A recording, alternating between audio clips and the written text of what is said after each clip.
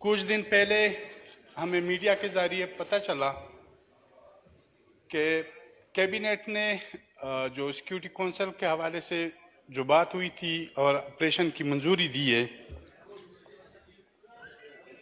जनाब स्पीकर, जैसा कि आपको मालूम है और उस वक्त आप भी मौजूद थे,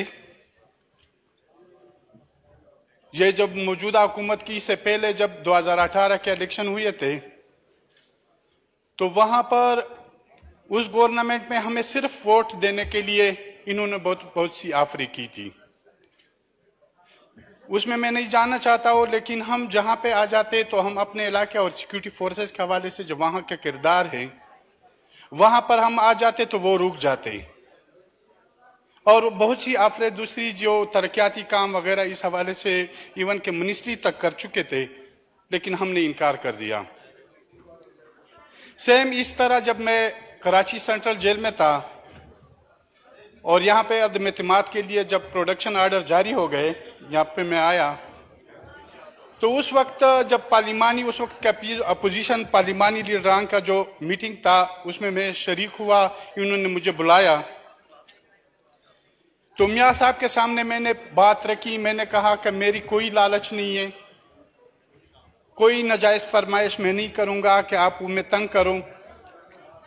मेरा सिर्फ एक ही वाज़े मौक़िफ़ है और यही मसला है कि ये मौजूदा जो पॉलिसी है इसको तब्दील करना होगा और मौजूदा पॉलिसी को इतना जो हो चुका है बस ये काफ़ी है। ये साथ ही खालिद मकबूल सिद्दीकी साहब MQM पाकिस्तान के भी बैठे थे, मेंगल साहब भी बैठे थे और दूसरे अपोजिशन के लीडरान भी बैठे थे।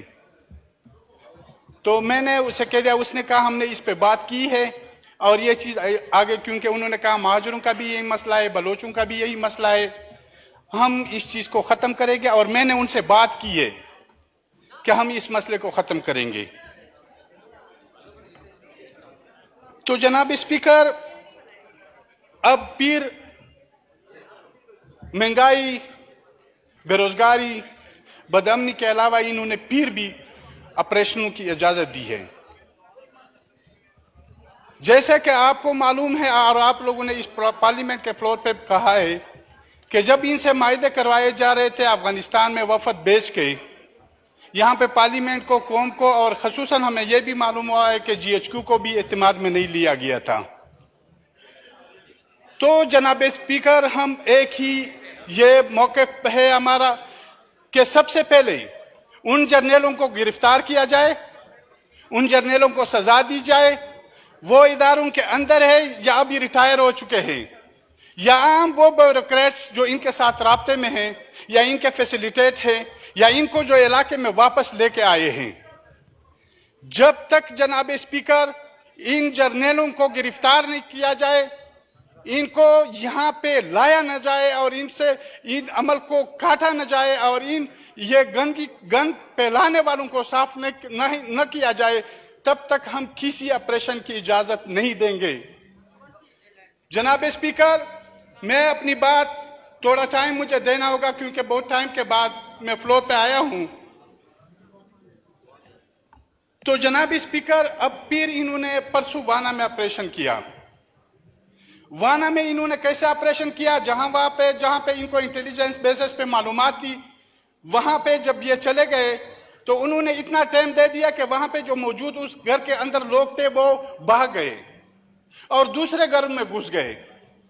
जब वो दूसरे घरों में चले गए तो इन्होंने ऊपर से शेलिंग की उन दूसरे घरों को। उन बेचारों को तो पता ही नहीं था, उनके घर बर्बाद हो गए, उनके बंदूक को उठा के लेके गए और जो दहशतगर्द थे कुछ चले गए, भाग गए और कुछ को इन्होंने हलाक कर दिया। तो जनाब स्पीकर, फिर उसके बाद उन्होंने बहुत से इलाकों को यह कहा कि आप ये इलाके खाली करें, हम यहाँ पे ऑपरेशन कराना चाहते हैं।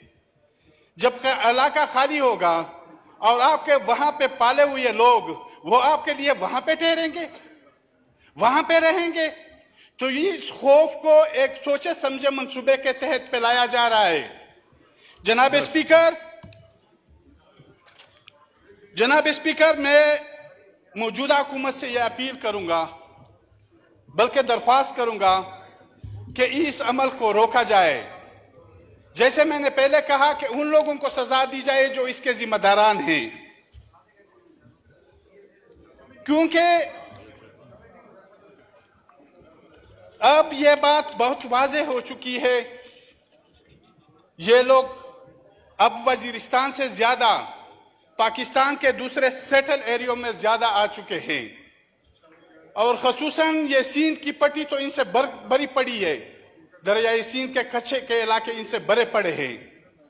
तो जनाब स्पीकर, हम ये कहते हैं, आओ जो हमारा मौक़िफ़ भी है कि सबसे पहले उन जर्नलों के खिलाफ कार्रवाई की जाए जो रिटायर है या हाज़िर सर्विस है, जो इनके पीछे है, इनको लाए गए हैं, इनको ये इलाके हवाले किए गए, और एक सोचे समझे मंसूबे के तहत इस खौफ को फैलाया जा रहा है। ठीक है, आपसे जी जनाब स्पीकर, एक मिनट, मैं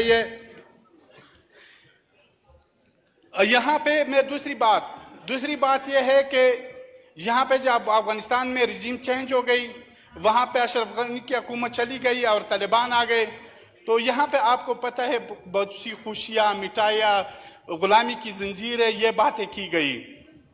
जनाब स्पीकर, वहाँ डॉक्टर नजीब शहीद के साथ इस रियासत का मसला रहा, फिर उसके बाद जो मुजाहिदीन आ गए उनके साथ आपस की लड़ाई हो गई, और शुमाली इत्तेहाद और इधर पश्तूनों का मसला हो गया, तो उसमें भी ये थे। फिर जब अमारत इस्लामी बन गई, मौला उमर जो उसका सरबराह था, फिर अमेरिका ने जब अफगानिस्तान में एंट्री की, फिर पाकिस्तान ने अमेरिका का साथ दिया। जनाब स्पीकर, उसके बाद जब अमेरिका इंटर हो गई, अशरफ करजई की हुकूमत आ गई, करजई हुकूमत के साथ यही मसला रहा। फिर उसके बाद अशरफ गनी की हुकूमत आ गई, उसके बाद भी यही मसला रहा, इख्तलाफ रहा। अब जब इमारत इस्लामी, क्योंकि पाकिस्तान ने तो इसके लिए बहुत बड़ी मेहनत की थी, आलमी फोरम पे भी इन्होंने अपने आप को बदनाम किया था इस हवाले से, तो ये जब आ गए तो अब ये कौन सा इशू है कि अब इनके साथ इख्तलाफ किया जा रहा है और बदअमनी को फैलाया जा रहा है। तो जनाब स्पीकर, हमें अपनी पॉलिसियों के ऊपर सोचना होगा। मैं वाज़ेह पैगाम देना चाहता हूं कि हम इस ऑपरेशन की इजाजत नहीं देंगे। Thank you. अगर ये ऑपरेशन करना चाहते हैं तो हम खड़े होंगे, हम मुज़ाहमत करेंगे, और मैं इसी पार्लियामेंट के फ्लोर पे कहना चाहता हूं कि अगर इसमें फिर इतनी ये दम है, ताकत है, तो फिर वो आ जाए, ऑपरेशन करे। Thank you. जनाब स्पीकर, ख्वाजा मोहम्मद आसिफ साहब। जी अली वजीर मुकम्मल कर लें, कंक्लूड कर दें। जी जी ठीक है। जनाब स्पीकर, हम कभी ये ख्वाजा से भी बैठे हुए हैं, हम कभी इजाजत नहीं देंगे जब तक ये इन जर्नलों को लगाम न दे, इनको पकड़े नहीं और इनसे तफ्तीश न करे और इनको कौम के सामने न लाया जाए और इन पर मुकदमात कायम किए जाए। दूसरी बात, हमारे कोहाट के साथी जावेद खटक एडवोकेट के गाड़ी को परसों जलाया गया और उस बेचारे को धमकियां भी मिल रही है। कोई रजा खान वहां पे इंटेलिजेंस इदारे का कोई मुलाजिम है, वो उसे धमकियां दे रहे कि आप पीटीएम को छोड़ दे, दूसरे सियासी पार्टियों में आ जाए, हम आपको टिकट देंगे, फैसिलिटेट करेंगे और असेंबली तक पहुंचाएंगे। ये अमल स्टॉप होना चाहिए। इस तरह के दबाव, ये हथकंडे नहीं इस्तेमाल होने चाहिए। और साथ ही वहां पे एक दूसरे जो रिफ्यूजर्स है, जब अफगानिस्तान रिवोल्यूशन, जब रशिया इंटर हुई थी, उस रिवोल्यूशन के बाद जब वो यहाँ पे आए हुए, अब उनके घरों को मस्मार किया जा रहा है। खुदारा लोगों को तकलीफ न दिया जाए। अब ये इसको भी मजबूर किया जा रहा है, जावेद खटक एडवोकेट को, और उनके गाड़ी को भी जलाया गया। आगे उनकी बात भी सुनी नहीं जा रही है। तो मेरी ये रिक्वेस्ट है कि इस पे तवज्जो दी जाए। साथ ही सिक्योरिटी काउंसिल की जो इन्होंने मंजूरी दी है, उसको भी स्टॉप किया जाए और पहले अपने गन को साफ किया जाए। जो हमारे इदारों के अंदर या बाहर मौजूद है, सबसे पहले इस गन को साफ करना चाहिए। थैंक, मेहरबानी।